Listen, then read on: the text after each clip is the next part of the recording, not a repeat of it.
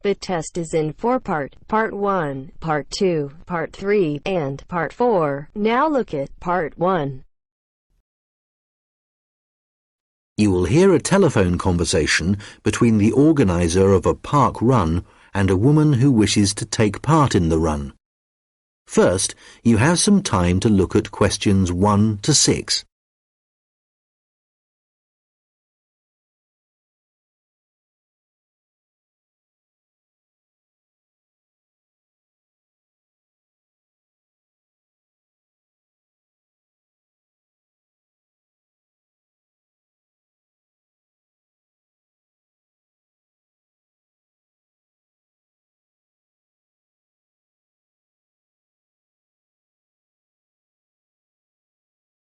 Good morning, Dave Smith speaking.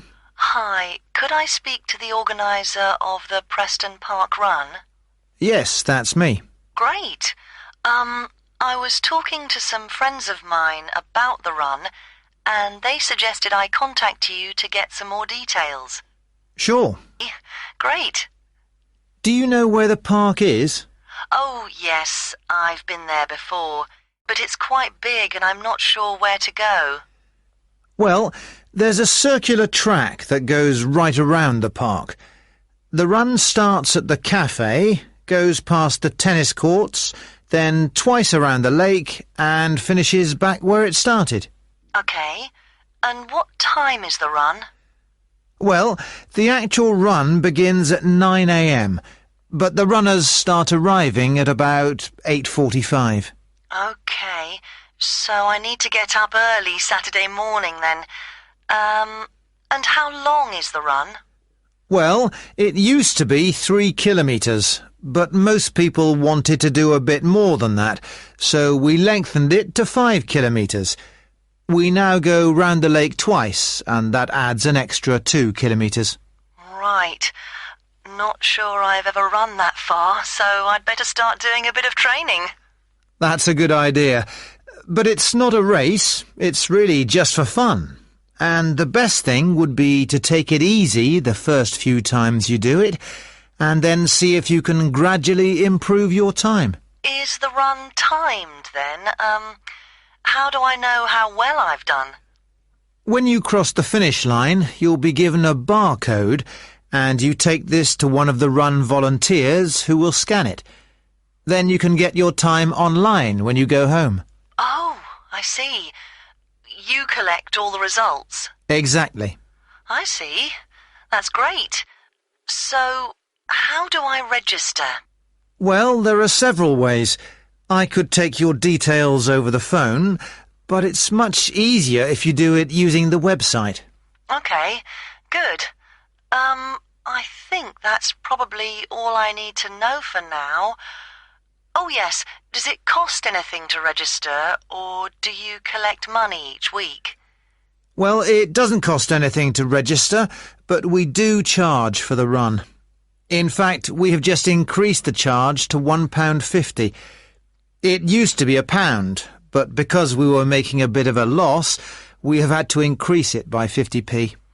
OK, thanks. I think I have enough information on taking part in the run. Before you hear the rest of the conversation, you will have some time to look at the questions 7 to 10.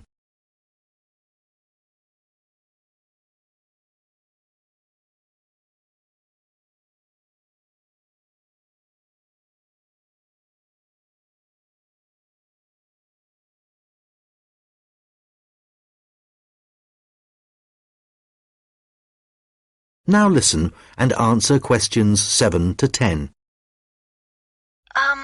You mentioned volunteers. I have a friend who is interested in helping out. Can you give me some details so I can pass them on to her? Sure. Well, you need to ask your friend to contact Pete Morn. He manages all the volunteers. OK. I didn't quite catch his surname. Was it Morn?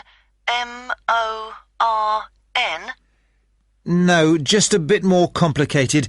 It's M-A-U-G-H-A-N.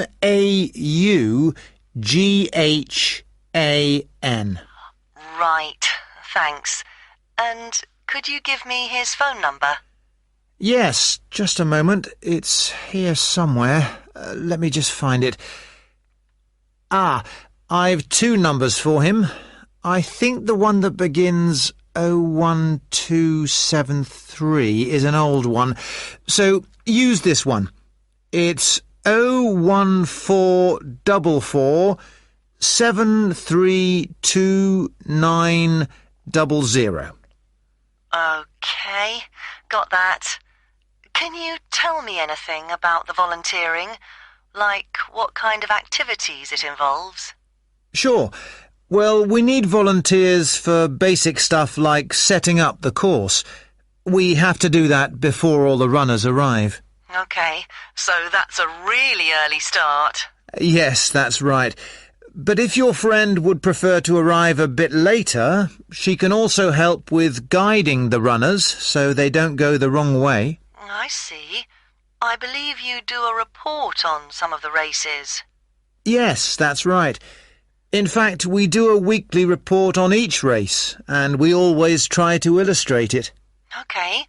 Well, my friend really likes taking photographs. She's just bought a new camera. Actually, that would be great. I don't know whether Pete has anyone to take photographs this week. Oh, I'll let her know. OK, good. Could you ask your friend to phone Pete and let him know? Yes, I will. OK, thanks. Goodbye. Goodbye.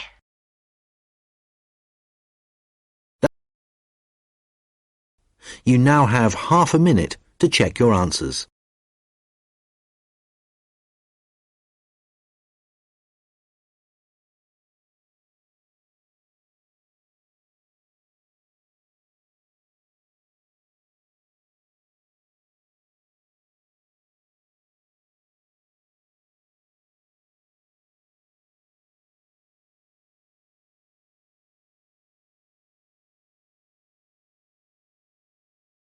Now turns to Part 2. You will hear a recorded message about a bus tour. First, you have some time to look at questions 11 to 14.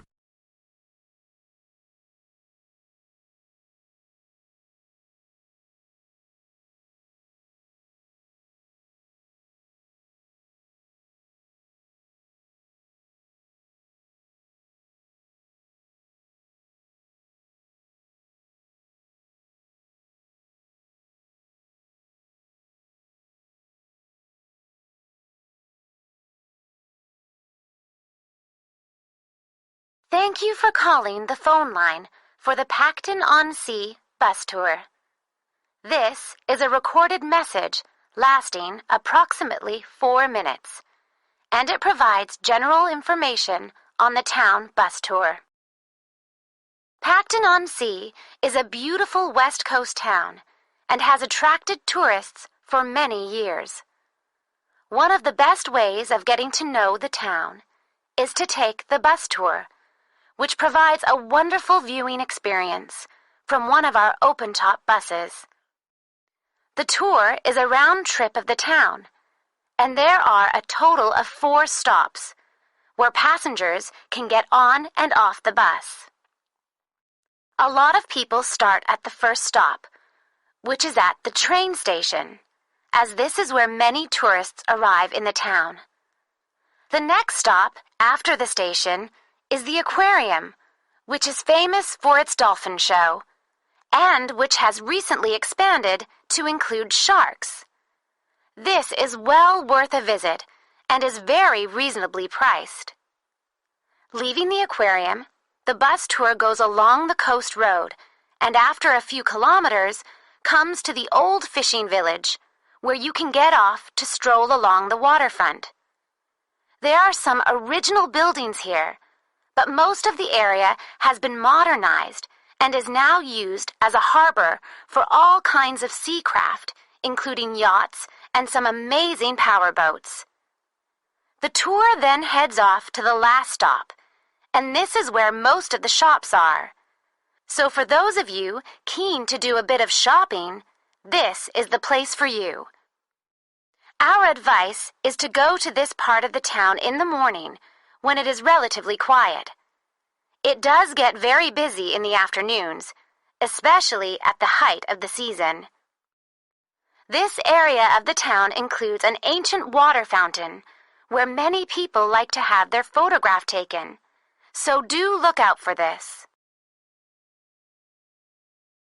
Before you hear the rest of the conversation, you will have some time to look at the questions 15 to 20.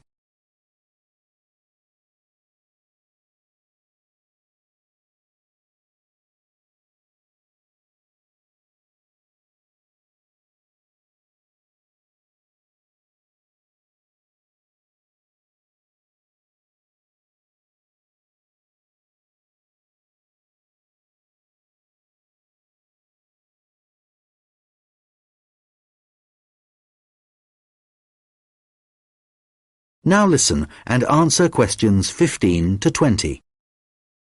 Now, some details of the costs and timings.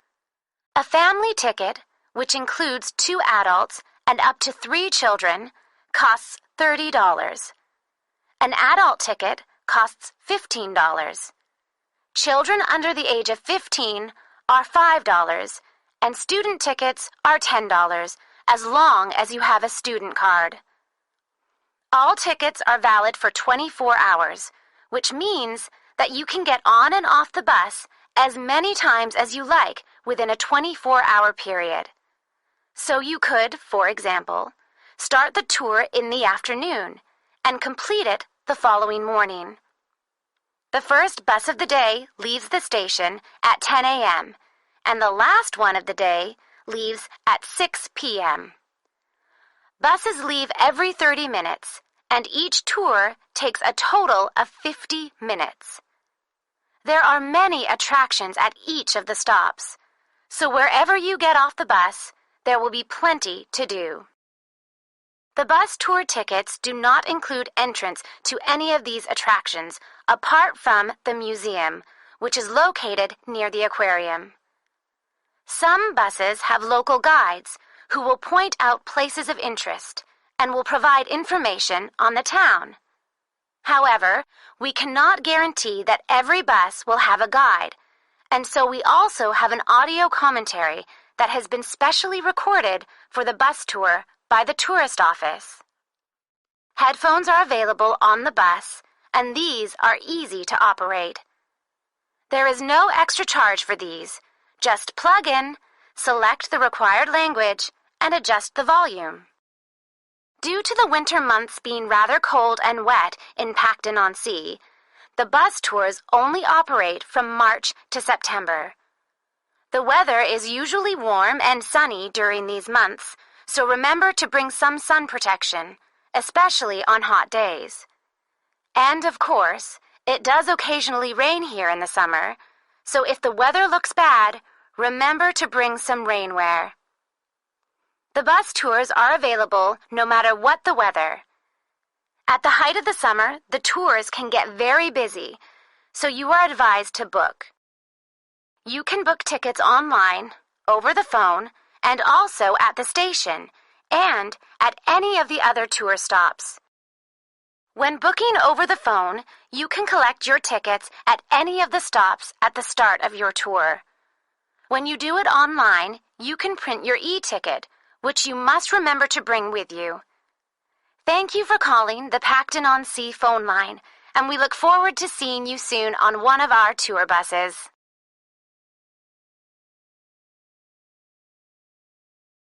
You now have half a minute to check your answers.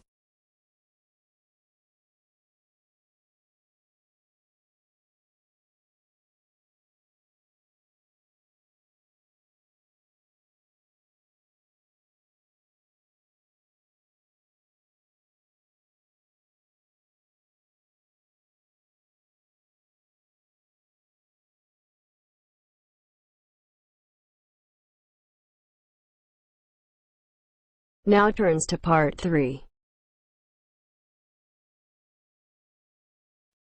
You will hear a conversation between an admissions officer and a manager from the university's technologies department. First, you have some time to look at questions 21 to 26.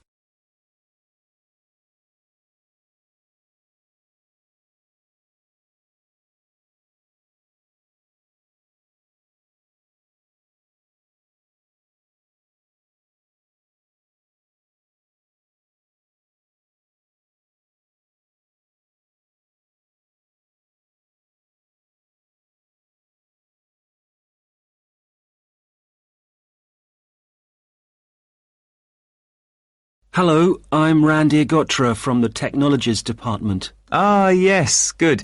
I'm Dave Hadley. Thanks for coming to see me. That's okay. I believe you want us to do some work for you. Yes, that's right. I'm responsible for student admissions to the college, and I use a computer system to help process student enrolments and to do the timetabling. Uh-huh.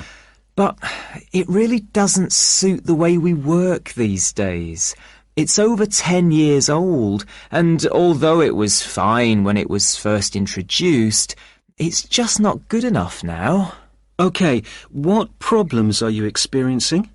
Well, 20 years ago, the college was quite small, and we didn't have the numbers of students or tutors that we have now. So the system can't handle the increasing volumes? Well, there's a lot more data now, and it sometimes seems the system has crashed, but in fact, it just takes ages to go from one screen to the next. Right. Is that the only problem? Well, that's the main one, but there are others. In the past, doing the timetabling was quite simple, but now we have a lot more courses, and what's made it complicated is that many of them have options. Right, but the system should allow you to include those. Well, no, it doesn't. It was supposed to. And a few years ago, we did ask someone from the Technologies Department to fix it, but they never seemed to have the time. Are there any other issues with the system? Well, I've been given extra responsibilities, and so I have even less time to do the timetabling. If there was anything you could do, Randir, to make the process more efficient, that would be really helpful. Well, it sounds like you could do with an assistant, but that's obviously not possible. So what about having an online system that students can use to do their scheduling? How would that work? Well, it may mean less choice for students, but we could create a fixed schedule of all the courses and options, and they could then view what was available. And work it out for themselves. That sounds great. OK, so we'll need to decide whether or not to improve the existing system or to build a completely new system. Well, I'd much prefer to have a new system. Quite frankly, I've had enough of the old one. OK, that'll probably take longer, although it may save you money in the long run.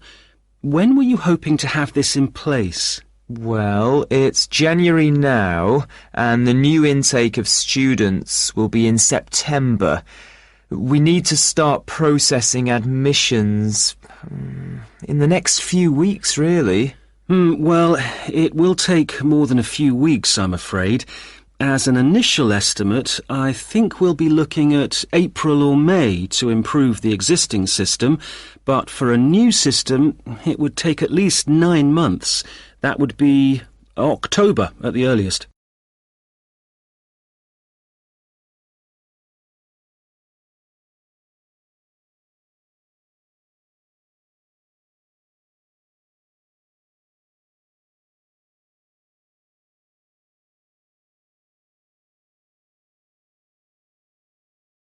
Now listen and answer questions 27 to 30.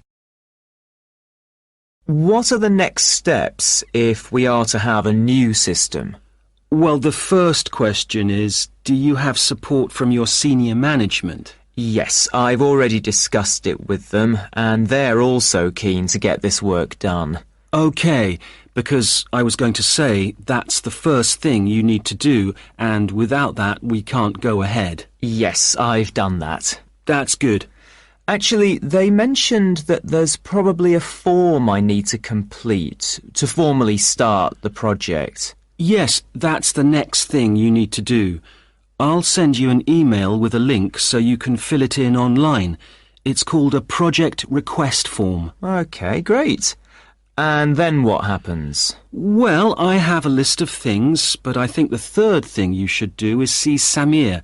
He's our analyst who will look at the system and identify what needs to be done. OK, can you send me his contact details and I'll set up a meeting with him? OK, that's good. So we should soon be able to get a team together to start the work. Some members of our team work in different locations, so it's not easy to have face-to-face meetings. That's okay. I'm used to having conference calls, providing they're not late at night. Right, so I'll send you details of the team, and if you could set up a call, that would be great. OK, I'll do that. Thanks.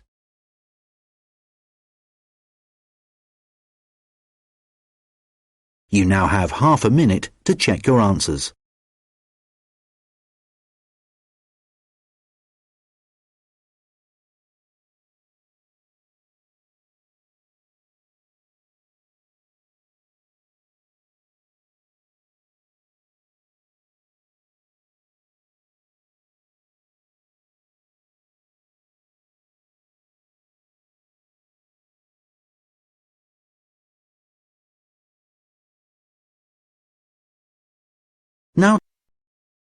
Now turns to Part 4. You will hear a lecture about how the production of ceramics, such as plates, pots and glass, first began. First, you have some time to look at questions 31 to 40.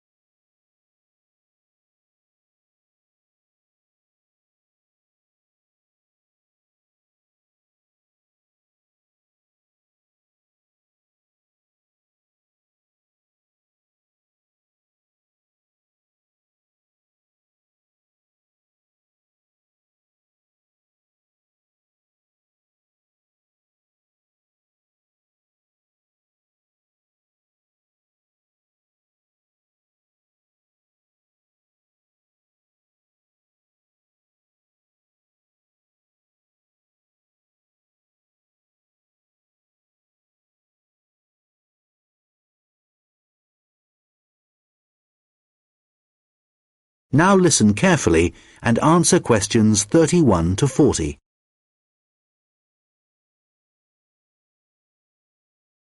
Hi everyone. Today I'm going to be talking about the origins of ceramics. So first of all, let's start off with, what is a ceramic? Well, generally speaking, ceramics are what you get when you apply heat to certain inorganic, non-metallic solids and then allow them to cool.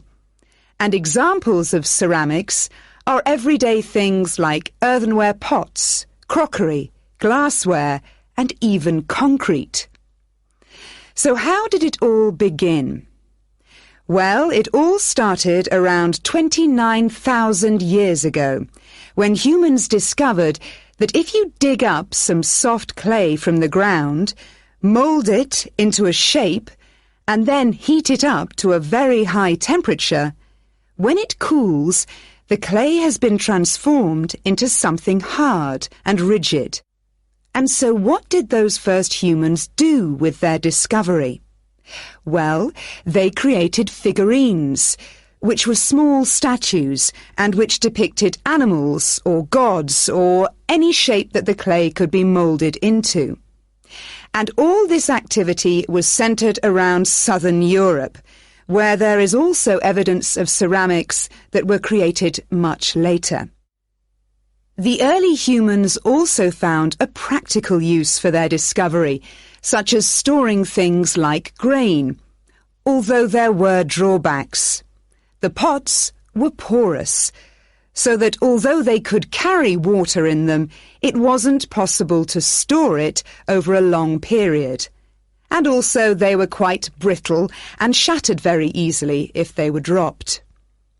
But despite these problems, it was many thousands of years before there were any improvements. In China, at around 200 BC, they discovered that by adding minerals to the clay, they could improve both the appearance and the strength of the ceramics. But it took nearly 1,000 years before they perfected the process to produce high-quality ceramics known as porcelain. And once they had perfected the process, they kept it a secret for another 1,000 years. Compared to the first ceramics, porcelain was lighter, finer, harder, and whiter, and became an important commodity in China's trading with the rest of the world for hundreds of years. In fact, it became so valuable that it was known as white gold, and spies were sent to China to discover what they did to the clay to produce such high-quality merchandise. It wasn't until the 18th century that the secret began to unravel. A German alchemist called Johann Friedrich Böttger was asked by the king to make gold out of lead. Unfortunately, Böttger failed to achieve this and soon gave up. But in order to please the king, he attempted to make high-quality porcelain. And after many years of experimentation, he discovered that by adding quartz and a material called China stone to very high-quality clay, he managed to get the same results that the Chinese had been achieving for the last 1,000 years.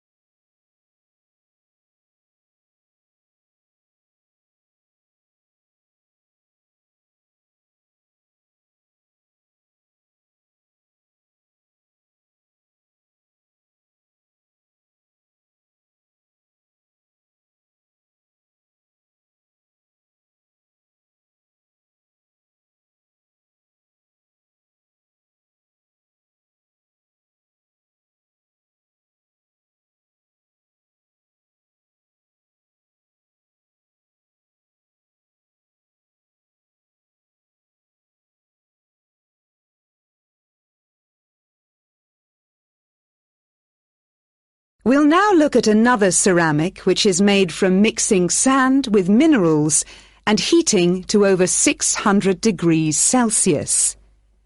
When this mixture cools, the result is, of course, glass.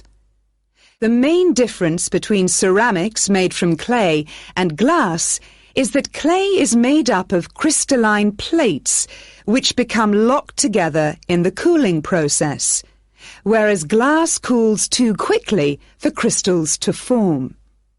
Apart from that, the process of heating up naturally occurring materials to transform them is the same. The origins of glass date back to 3500 BC, but it wasn't until the Roman Empire, 2,000 years ago, that the art of glass blowing and the practical uses of glass became more widespread. One of the more innovative uses was to use it in windows, as up until then they had just been holes in walls. It must have been very drafty in those days.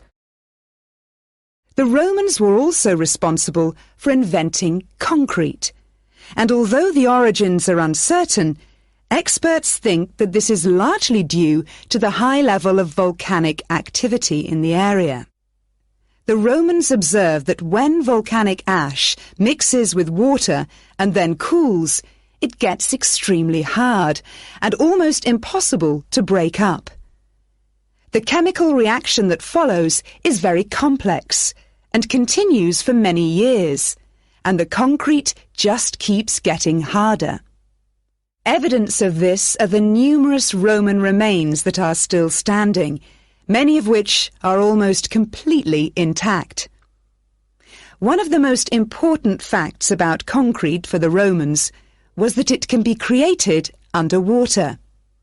As the Roman Empire grew, the Romans needed to take control of the seas, and for this they needed to build harbours capable of holding a fleet of ships. Pouring concrete mixture into the sea immediately started the hardening process, and rather than just dissolving in the mass of water, the substance was tough and long-lasting. This strange characteristic of concrete made a significant contribution to the success of the Roman Empire.